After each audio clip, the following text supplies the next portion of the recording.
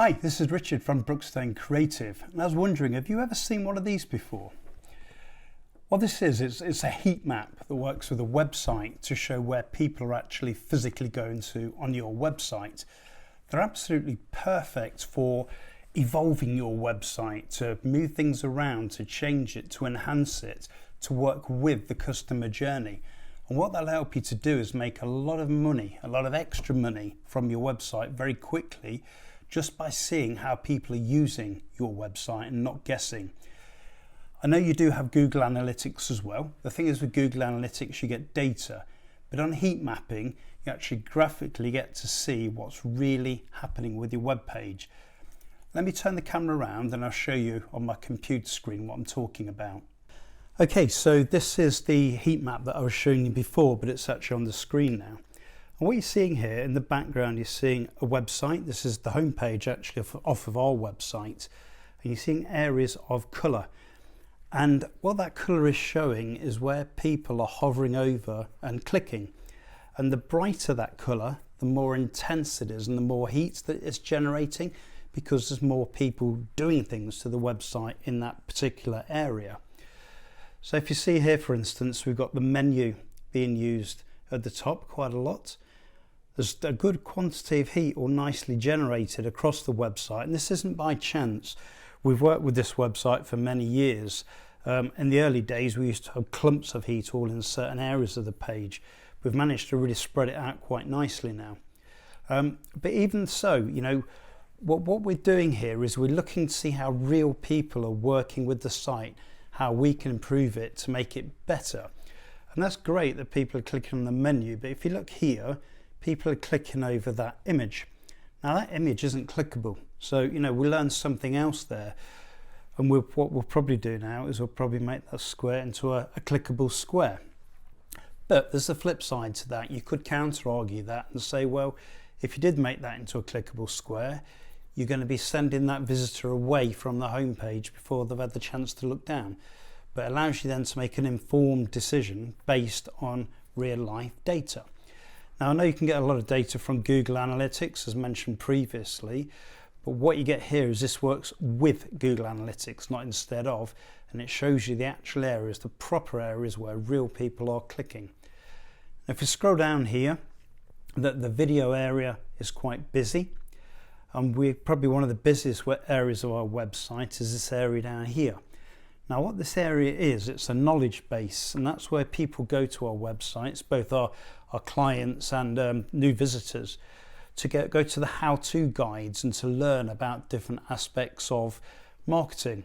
So it's always been a very popular part of our website, a very popular area. But now I can see how busy it is. That gives me the informed data I need to be able to think to myself, right, do we keep that there, which is probably about a quarter of the way down the home page, or do we shift it further up so more people get to see it? But you see what I'm doing here is giving me real life data to be able to make those decisions. And we've made a lot of extra revenue for e-commerce websites this way, just by being able to lay them out, to change them around in the way that the actual visitor wants to use the website. Right, so we're looking at where people were actually clicking, but what this map does here is called a scroll map, and it indicates where people are getting to on your website. Are they all coming to the very top and then leaving, or are they looking further down the page? So if I start scrolling down the page, there we go. You see here we've got quite a good spread of yellow before it starts going a little bit of a turquoisey colour and then eventually into blue. So people are getting right down to the very bottom of the website, which is great. But now I know how the website's performing, I could think to myself, well, I want to get more people into the footer there. By having this data, I can actually see that and make that decision. What you also have here is this kind of a big line there, a line going from the red to the yellow. Now that's fine, it shows that people are still coming through to this website, but because it's quite a harsh line, I'd like to know why that is, because there is a certain sharp drop off. I'd like to see that more of a gradual decline from the red into the yellow. But overall, it's a good spread. People are seeing all of the website pretty much, or most of a percentage of them are anyway. I would just like to improve that part just there. Okay, so there you have it, a real life example of how I would be using heat mapping with my team on our own website. Hopefully you got a bit of an idea about how you could use it for your website there. You see what's happening on the website, you see how people are using it, and you adjust your website to suit. We've done this times with clients, and we've increased their results from sales inquiries to actual proper sales coming into their website massively. But not many people do use heat mapping, and it always kind of surprises me really. So, you know, if you only use one thing or install one thing extra onto your website this year, you know, heat mapping is fantastic.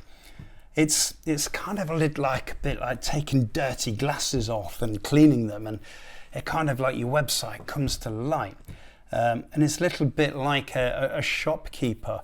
He or she watching people coming into their real life physical store, watching how they walk around the store, the places they go to in the store, the products they're looking at, the products they're buying, the products that they're putting down.